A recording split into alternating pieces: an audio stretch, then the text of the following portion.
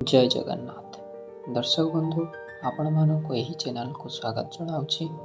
आज विषय वस्तु हूँ श्रीमंदिर उपर थिबा रहस्यमय बाल्टी विषय जानिबा पूर्वर वीडियोटी को शेयर लाइक सब्सक्राइब कर दियंतु।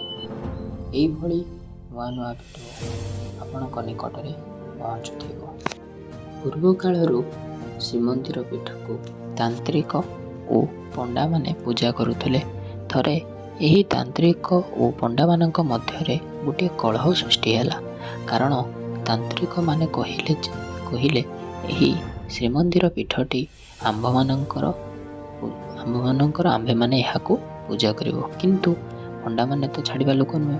पंडा माने मध्य कहिले यही पीठटी आमर आंभे माने यहाकू पूजा करिवो। एहार समाधान पाई से राजा निकट को गले।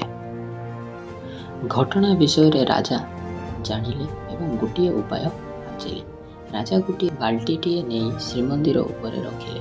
कहिले जे एही बाल्टी भितर कौन अच्छी जी कहि परिबो से श्रीमंदिर तीन ठाकुर को पूजा करि पारिबो। एठारे उपस्थित थिबा तांत्रिक एवं पंडा माने चिंतित होई पड़िले। प्रथमे तांत्रिक मान को पचरा गला जे आपण माने कहतु। तांत्रिक माने तंत्र विद्या बल रे कहिले जे यहा भितर गोटे मला सापटिए अछि। तापरे राजा पंडित माननकु कहिले पचारिले। पंडित माने कहिले यहा भितर किछि भस्म अछि।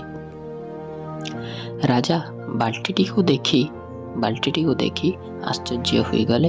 भाबिले यहा भितर गोटे मला साप रखिथिले, किंतु यह भस्म परिणत होई गला केमिति?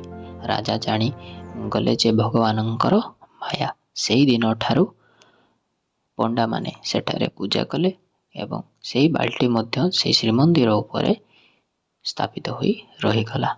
जय जगन्नाथ।